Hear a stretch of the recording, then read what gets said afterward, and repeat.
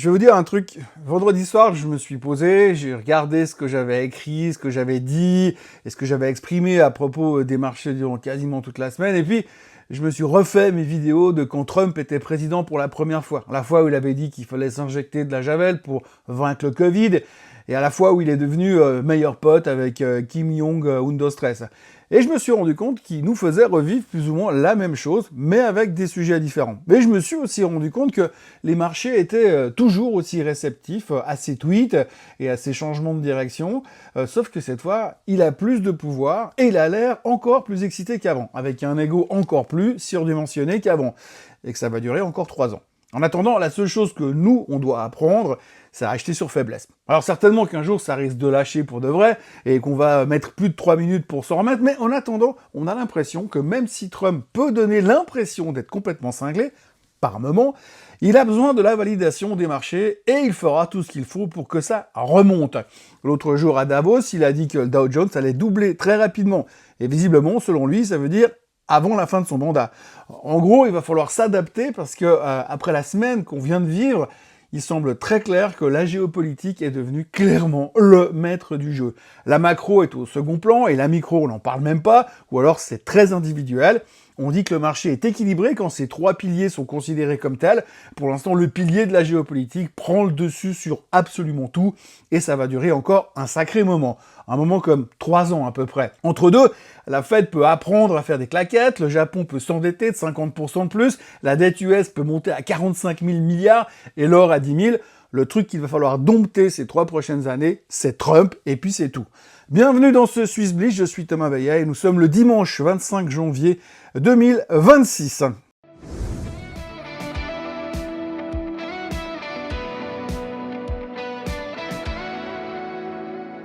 Cette émission vous est présentée par Swissquote. Alors avant toute chose, ce que vous allez entendre et voir dans cette vidéo n'est pas un conseil financier, c'est mon avis, mon analyse et parfois mon humeur du jour. Par contre, si vous voulez comprendre la bourse, là, vous êtes au bon endroit. Donc bienvenue dans le Trump Market. Bon, on va commencer assez simplement. Cette semaine, la bourse n'a pas réagi à des chiffres, elle a réagi à l'humeur d'un type, et ce type, c'est Donald Trump. Aujourd'hui, Trump, c'est plus un président, c'est un indicateur économique. Avant, on regardait l'inflation, la croissance, les taux, les minutes de la Fed, le CPI, les chiffres de l'emploi. Maintenant, on regarde plus qu'une seule chose, c'est Truth Social, l'humeur de Donald Trump, savoir si Donald Trump a bien dormi, savoir si Donald Trump est en forme aujourd'hui. Bienvenue dans le Trump Market. Alors cette semaine, Trump s'est levé un matin et puis il s'est dit « Tiens, si je récupérais le Groenland ?» Normal, c'est assez classique. Comme quand vous hésitez entre un expresso et un croissant le matin, lui, il prend la map monde et il cherche ce qu'il va récupérer aujourd'hui. Sauf que quand on lui dit non, eh ben, il colle des droits de douane et c'est comme ça qu'il s'énerve. C'est du chantage de haut niveau, hein. Si tu me donnes pas ton goûter, je te brûle ta maison. C'est limite du racket de cours d'école. Et les marchés, donc ils ont fait « Oh my God !» et ils se sont mis en PLS au début de la semaine. La tech qui se faisait démonter, l'obligataire qui paniquait alors qu'il continuait d'être une valeur, un refuge encore et encore. Le Bitcoin qui dit « Attendez, j'étais pas censé être l'or numérique, moi ?» Non, le Bitcoin et l'or numérique, c'est pas pour cette fois. Et puis ensuite, Trump est arrivé à Davos. Là, il a parlé, il a menacé, il a promis, il a raconté tout et n'importe quoi. Et surtout, il a reculé, il a fait du rétro-pédalage. Et là, les marchés, ils ont dit « Oh, buy the dip !» C'est devenu clairement un réflexe pavlovien. Trump menace, on vend, Trump rétro-pédale et tourne la veste, on achète. Ça a même un nom à Wall Street, vous le savez maintenant, c'est le taco trade. Trump always chicken out. C'est donc officiel, la lâcheté est devenue un signal d'achat. On vit dans un monde où un tweet peut faire moins 2%, un silence peut faire plus 1%, un accord flou peut déclencher une euphorie mondiale totale. Aujourd'hui, c'est plus un marché financier, c'est une série Netflix mal écrite. Avant, on analysait les fondamentaux, aujourd'hui, on analyse la psychologie d'un mec qui est quasiment borderline. Les marchés sont devenus Trump dépendants, nerveux d'attendre de voir ce que Trump va dire, Trump toxico, et ils ne veulent pas comprendre. Ils veulent être rassurés. Ce qui arrive plus ou moins un jour sur deux sous Trump premier. Et pendant que Trump joue à risque grandeur nature avec sa carte du monde, les semi-conducteurs, eux, ils ont continué de cartonner. Parce que l'IA, elle, c'est la seule qui s'en fout de Trump pour l'instant. Les puces ne votent pas, les robots ne tweetent pas, enfin, pas encore. Samsung, Micron, Hynix, le SOC, tout le secteur bat des records. Les deux mondes coexistent pour l'instant, le monde politique qui est littéralement hystérique et le monde technologique qui est froid, rationnel et futuriste. En tous les cas, depuis quelques jours, la plupart des boîtes de semi-conducteurs cartonnent. Je dis la plupart parce que Intel a complètement foiré son trimestre, mais le reste, ça va bien. Ça va même très très bien, surtout dans tout ce qui est mémoire. Et puis alors, il y a l'économie. C'est vrai, l'économie, ces temps, on la regarde moins parce que Trump monopolise les médias. Mais souvenons-nous quand même que le bull market de ces bientôt 3 dernières années est passablement dû à la baisse des taux, ou en tout cas aux espoirs de baisse des taux. Sauf que là, quand on voit les chiffres économiques qu'on nous sort régulièrement, ça va un petit peu trop bien dans l'économie quand même. En tout cas, l'économie US. La croissance est plus forte que prévu, ça licencie moins, en tout cas il paraît, et Scott Bessent pense encore que la croissance va exploser encore plus cette année. Goldman parie sur 2,5% de croissance aux États-Unis en 2026, Bessent, lui, sur 5%. Au minimum. Donc l'économie américaine va trop bien. La croissance est forte, les gens consomment, l'emploi résiste, l'inflation refuse de mourir, on l'a encore vu avec les chiffres du PCE cette semaine qui ne baissent pas, au contraire qui repartent légèrement à la hausse. Donc non, les taux ne vont pas baisser tout de suite, en tout cas pas la semaine prochaine. Et pourtant, les marchés s'en foutent, les marchés montent quand même. Pourquoi ? Parce qu'ils préfèrent une économie solide avec des taux un petit peu trop élevés plutôt qu'une économie morte avec des taux à zéro. C'est un peu contre-intuitif, mais c'est comme ça. Alors la grande question à laquelle il faudra répondre ces prochains temps, c'est comment est-ce qu'on va faire pour finalement avoir les prochaines baisses de taux ? Parce que n'oublions pas que Trump et consorts, ils veulent encore et encore des baisses de taux, c'est son objectif premier. Mais aujourd'hui, quand on voit la force de l'économie, si vous mettez une baisse de taux massive là-dedans, on va avoir un sacré problème d'inflation à un certain moment. Ça paraît juste mathématique. Et pendant que tout le monde regarde Trump, eh bien le Japon est en train de foutre le feu à l'obligataire mondial. Les taux japonais montent, la dette est monstrueuse, le carry trade tremble, et si le Japon commence à rapatrier son argent, les taux US pourraient exploser. D'ailleurs, il y a la Fed de New York qui pense déjà intervenir sur le yen, c'est qu'il y a un truc qui est en train de se passer. Mais bon, en attendant, les marchés vont bien. Peut-être qu'un jour, ils se rappelleront à cause de l'obligataire, qui sont pas immortels. Mais bon, c'est moins sexy que Trump, bien sûr, donc personne n'en parle pour l'instant. En conclusion, aujourd'hui, le marché n'achète plus les bénéfices, n'achète plus la croissance, n'achète plus de macro, il achète le rétro-pédalage. Et ça marche plutôt bien, parce que c'est ce qui nous a fait pousser le marché sur les 3 derniers jours de la semaine. Jusqu'au jour où ça ne marchera plus. Parce que le jour où Trump ne reculera pas, peut-être que le marché va se rappeler ce que c'est un vrai sell-off. Mais en attendant, le principe de base, c'est panique, on vend, dégonflage ou rétro-pédalage, on rachète tout. On est en mode bull market par défaut parce que plus personne ne vend, on attend juste l'occasion d'acheter. C'est épuisant, c'est absurde, mais c'est le jeu. Bienvenue en 2026, bienvenue dans le Trump Market. Nous sommes donc dans un marché qui aujourd'hui intéresse de moins en moins les investisseurs qui passent trop de temps à essayer de comprendre ce que Trump veut et ce que Trump dit. On commence tout de suite avec les performances de la semaine. Alors comme vous le voyez, la vedette incontestée de la semaine, c'est clairement l'argent, l'argent a pris 15% sur la semaine. L'or suit de près et continue de bien se comporter, bien évidemment. Et puis après, autrement, on a le pétrole qui rebondit à cause des tensions politiques, évidemment. La Chine qui s'en sort pas trop mal, et le SOX qui est donc en hausse sur la semaine, il prend 0,38%, et il est au plus haut de tous les temps, ou presque. Le Nasdaq a donc perdu 0,06%, le Nikkei est quasiment à l'équilibre, et le S&P 500 perd 0,35% sur la semaine, mais vous voyez que le plus dur, c'était évidemment en Europe, le CAC a quand même perdu 1,4%, le DAX 1,57%, et notre bon vieux SMI perd 2%. Allez comprendre quand c'est censé être un marché qui est un peu plus un marché de refuge. Mais même si Trump a fait son show depuis Davos, eh bien le SMI a vécu une très mauvaise semaine, tout comme le Bitcoin qui finit quand même en baisse de 5,45%, alors que effectivement on espérait qu'un jour ce soit la valeur refuge par excellence, la valeur refuge digitale, mais visiblement, comme je le disais avant, c'est pas pour cette fois. Dans les membres du SMI, alors vous voyez là aussi, évidemment, avec un indice qui perd 2%, difficile de trouver des winners. On a donc Swisscom qui gagne 2,27% et Novartis qui est légèrement en hausse sur la semaine, mais tout le reste, c'est du rouge, du rouge, du rouge et du rouge, alors certains plus que l'autre. Mais on a vu typiquement alors, Logitech qui publiera ses résultats d'ailleurs mardi, sauf erreur, et Logitech perd 6% 0,5% sur la semaine. Alors la raison principale, c'est un downgrade massif de Morgan Stanley, sauf erreur, qui a mis la grosse pression sur Logitech. Il y a eu d'autres banques qui ont fait des commentaires positifs et qui se montraient optimistes sur les résultats. Affaire à suivre, on en saura un peu plus en début de semaine. Et puis Nestlé, on va en reparler, qui sont toujours noyés dans leur problématique de lait infantile pour l'instant. Du point de vue technique, vous le voyez, donc le SMI s'est bien replié depuis la semaine dernière où on avait été faire des plus hauts historiques. Donc on en revient à 13 147 en clôture vendredi soir. On a la moyenne mobile des 50 jours qui passe par les 13 000. Donc autant vous dire que c'est le point d'inflexion hyper important pour le SMI. Et vous voyez que si on prolonge cette tendance de fond qu'on a, cette résistance qu'on a cassée il y a quelques temps, eh bien on arrive sur une zone où ça peut faire point de support. Donc zone de support ici sur le SMI autour des 13 000 points qui pourrait nous permettre d'envisager quelque chose de plus optimiste pour l'indice helvétique. Le S&P 500, alors lui, pour l'instant, il bouchonne, hein, ça bouchonne à l'entrée des 7000, on n'arrive pas à y aller, on a frisé le code l'autre jour, on n'arrive pas à les faire payer ces 7000, donc ça hésite toujours, on a une résistance donc quelque part qui passe par cette zone, on va dire comme ça, donc voilà, c'est simplement la zone psychologique des 7000, en attendant, on a le support qui fonctionne toujours hyper bien, c'est cette moyenne mobile des 50 jours, alors il y a peut-être des exagérations, mais vous voyez que dès qu'on franchit, le lendemain, boum, on rachète derrière. Ça a plutôt pas mal marché les 2 dernières fois.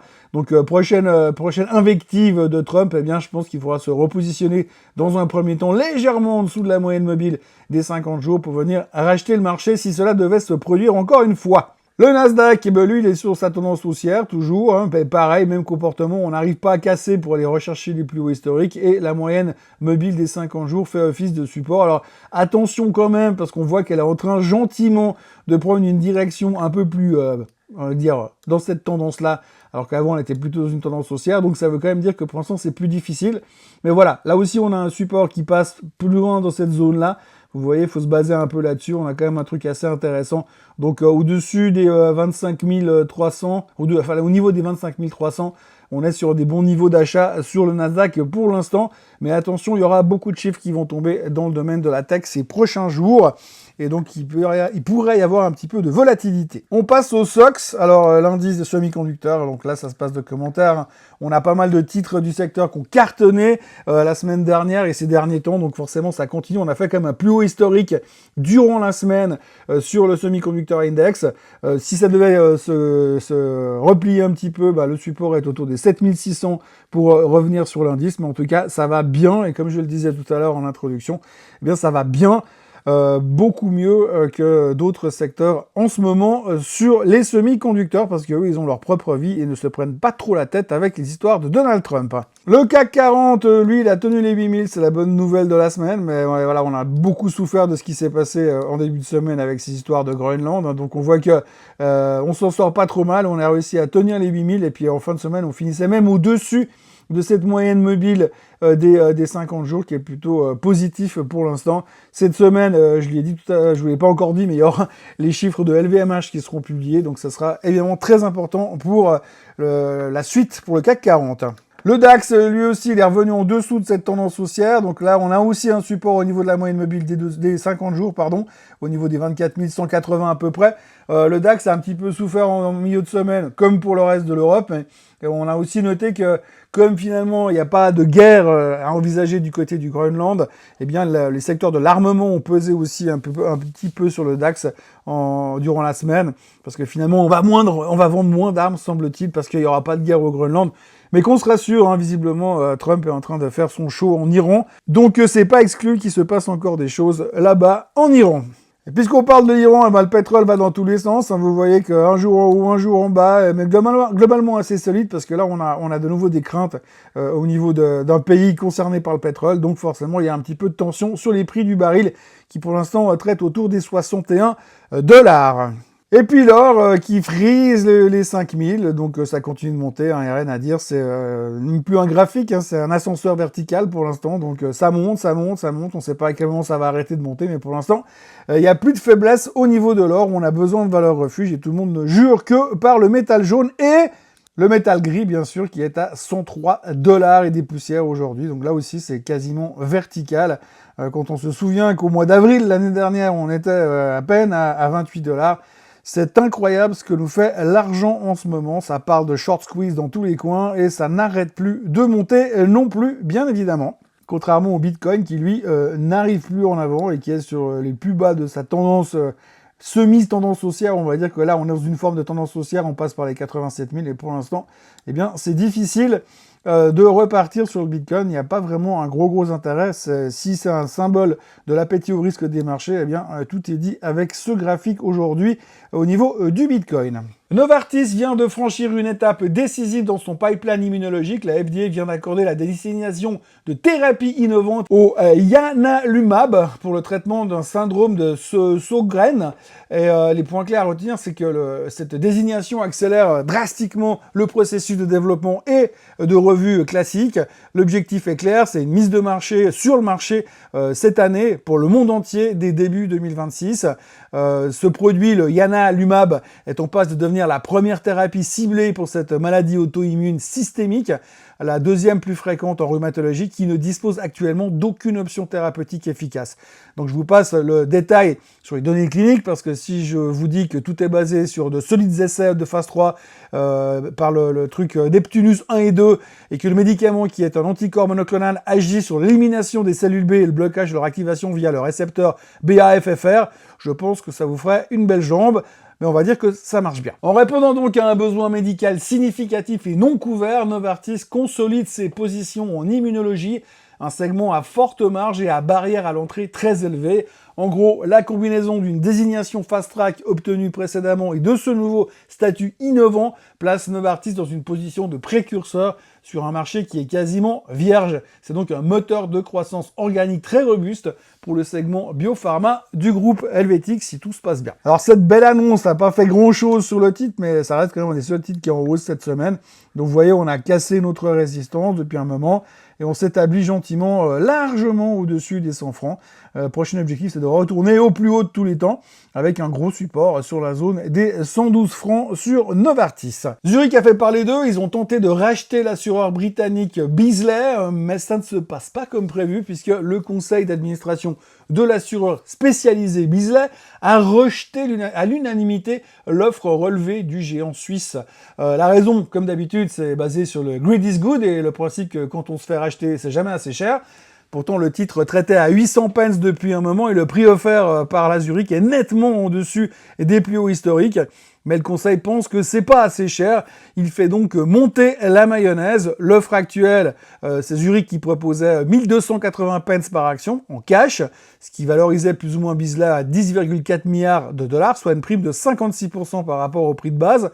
Beazley a révélé avoir déjà refusé une approche de Zurich à 1315 en juin. Donc du coup là, proposer 1280 pence aujourd'hui, c'est un peu perçu comme une insulte à la valorisation actuelle, malgré la prime offerte. La direction estime que le prix sous-évalue significativement ses perspectives de long terme, notamment son leadership sur le segment très rentable de la cybersecurity et des marchés de niche, l'aérospatial, les bijoux et les événements. Zurich est en manque de croissance sur les segments de spécialité et Beazley est donc la cible idéale.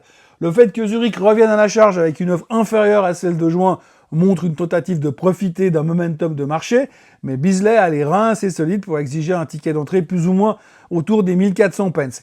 La spéculation reste donc entière. Si Zurich ne remonte pas son prix, il pourrait y avoir un chevalier blanc qui pourrait entrer dans la danse. Mais le plus drôle dans l'histoire, c'est que Zurich était en baisse en début de semaine quand ils ont fait l'offre, parce que tu comprends, sortir du cash, ça fait pas plaisir. Et Zurich était aussi en baisse en fin de semaine, parce que tu comprends, c'est un bon deal et ils vont devoir passer à la caisse pour mettre la main dessus. Voilà, vous voyez que Zurich s'est fait démonter donc ces derniers jours et revient au plus bas des plus bas des plus bas. Donc au niveau des 543 francs suisses.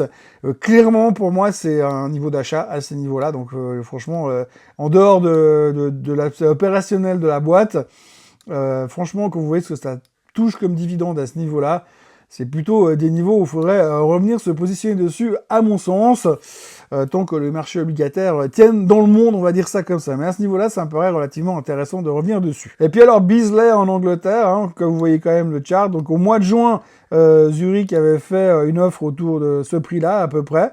Et puis du coup, comme le titre est en baisse depuis un moment, bah, ils se sont dit on va essayer de grappiller quelque chose. Donc, ça n'a pas vraiment plu à Beazley. Donc voilà, on est plus ou moins sur le prix offert de la Zurich, Mais voilà, ça pourrait monter potentiellement jusqu'à 1400 pence si ça s'excite un petit peu autour de cette histoire.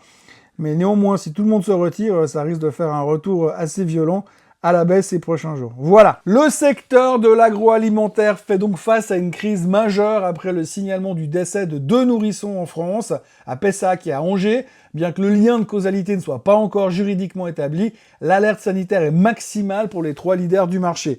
Le déclencheur, c'est 2 enquêtes judiciaires en cours. Un des cas concerne le lait de Guigose, du groupe Nestlé. Le ministère de la Santé précise à ce stade que les analyses n'ont pas encore confirmé que le lait était la cause directe du décès, mais la procédure de rappel est donc globale. L'enquête remonte la chaîne d'approvisionnement. Le ministère de l'Agriculture a identifié un coupable potentiel, une huile ARA, c'est de l'acide arachidonique fourni par un prestataire chinois, ce qui a déclenché des rappels massifs en France et à l'international pour suspicion de présence de céréulides, toxines provoquant des vomissements et des nausées pour Nestlé, pour Lactalis et pour Danone. Et des rappels préventifs, bien sûr, sur des lots spécifiques, notamment sur le marché singapourien, pour se conformer aux dernières recommandations, mais c'était seulement chez Danone dans ce cas-là. Si on analyse l'impact sur le business des 2 géants, Danone et Nestlé, on a tout d'abord la rupture de la chaîne d'approvisionnement. Il y a un audit qui sera nécessaire pour pouvoir continuer à se fournir chez le partenaire chinois. Et en attendant, on fait quoi? C'est la grosse question. Et puis, il y a le risque de poursuite pénale, bien sûr, en cas de lien de causalité avéré, homicide involontaire. Et pour terminer, le plus grand risque, la dégradation de la valeur de la marque sur le segment ultra sensible de la nutrition infantile. Pour des groupes comme Nestlé ou Danone, la nutrition infantile, c'est une vache à lait à haute marge, mais c'est aussi leur talon d'Achille en matière d'image. L'identification rapide du fournisseur tiers, le prestataire chinois, pourrait limiter la responsabilité directe des groupes s'ils prouvent une faille chez le partenaire. Cependant, le marché n'aime pas l'incertitude. Tant que les parquets de Bordeaux et d'Angers n'auront pas rendu leur conclusion, une prime de risque va peser sur les titres du secteur. Et vu la claque que Danone a pris, si les choses se calment, elle est vraiment pas chère et paye un généreux dividende pour l'investisseur long terme. Voilà le graphique de Nestlé, ça se passe de commentaires. On est revenu quasiment au plus bas, dans la zone des 71. Donc là, à ces niveaux-là, il faut que ça tienne, parce que sinon, ce sera la porte ouverte à toutes les fenêtres et ça peut aller très très bas, très très vite, si on venait à casser les 70 francs suisses, à mon sens. On passe au en vrac de la semaine. Le chiffre d'affaires du sous-traitant de l'industrie pharmaceutique Polypeptide a profité l'an dernier de l'essor des thérapies métaboliques. Chez Belimo, on notera que l'éclosion des centres de données, donc des data centers portés par l'usage de l'intelligence artificielle, a soutenu les ventes du spécialiste de ventilation en 2025. AMS Osram a racheté pour 199,9 millions d'euros de ses propres obligations convertibles arrivant à échéance en 2027. Doc Morris a publié des ventes en hausse de 9,3% et confirme ses objectifs, mais le titre plongeait parce que les pertes, le cash flow négatif et les risques restent très élevés.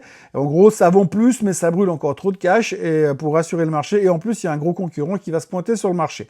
L'énergéticien bernois BKW a livré un profit warning sur ses résultats pour la période, miné par un important correctif de valeur sur une centrale à charbon. L'association Foodwatch a annoncé qu'elle allait porter plainte contre X pour le rappel des laits infantiles Nestlé et Lactalis. Barry Callebaut a été bien recherché cette semaine. Le chocolatier a vu son chiffre d'affaires gonfler au premier trimestre de l'exercice 2025-2026, dépassant les attentes des analystes, et le groupe souffre en revanche toujours d'une demande un peu plus faible. Galenica a franchi le seuil des 4 milliards de francs suisses de recettes l'an dernier, notamment grâce à l'intégration du spécialiste de diagnostic Laborteam, laissant en outre augurer un excédent d'exploitation en hausse de 10 à 12%. Arista a annoncé avoir rempli tous ses objectifs pour le dernier exercice. Le boulanger industriel prévoit une poursuite de la croissance cette année et investira 40 millions d'euros dans un nouveau site de production au Portugal. Le spécialiste de la connectique Uber Sooner a quant à lui plongé brutalement cette semaine, juste après avoir publié ses chiffres clés pour 2025. Les entrées de commandes ont grimpé de 13,7% pour atteindre 1 milliard de francs suisses, tandis que le chiffre d'affaires net est resté organiquement au niveau de celui de l'année précédente. Schlatter a pâti l'année dernière d'une demande souffreteuse et vu ses ventes s'effriter. Et Gourit et SFS se sont tous deux fait remarquer après des résultats provisoires, mais déjà plutôt probants. Voilà, comme vous le voyez, il y a pas mal de choses à dire, mais en fait, il n'y a qu'une seule chose au centre des préoccupations des investisseurs, C'est la prochaine déclaration de Donald Trump. Et ça va continuer cette semaine encore et la semaine d'après probablement. Le seul truc qui pourra peut-être nous attirer ailleurs la semaine prochaine, c'est la réunion de la Fed. C'est pas que ça va changer grand-chose, mais ça va nous occuper, on va en causer, on va pouvoir attendre sur le sujet jusqu'à mercredi soir. Ensuite, on va s'exciter 3 minutes et on passera à autre chose. Et au chapitre autre chose, il y aura du monde puisqu'on aura quand même une avalanche de chiffres trimestriels cette semaine. Comme vous le voyez, entre autres Microsoft, Tesla, Meta, Apple et plein d'autres noms comme Boeing, ASML, UPS, Roche, Sanofi et LVMH. Nous allons donc revivre une nouvelle semaine sous le signe de Donald Trump qui est en train de se chauffer avec l'Iran et on attend sa prochaine cible avec impatience parce qu'après tout, il n'y a que ça qui compte. N'oubliez pas de vous abonner à la chaîne Swissquote en français, de liker cette vidéo, de la partager, de la commenter. Et nous, on se retrouve demain pour un nouveau Morning Bull live. Bonne fin de dimanche. Bye bye. Ce contenu est informatif et éducatif destiné aux personnes connaissant les marchés financiers. Il ne constitue pas un conseil en investissement, juridique ou fiscal. Le trading et l'investissement comportent des risques, notamment la perte de capital. Les CFD et actifs numériques sont volatiles et ne conviennent pas à tous. Swissquote décline toute responsabilité quant à l'exactitude du contenu ou aux pertes liées à son usage. Produits et services disponibles selon la législation en vigueur.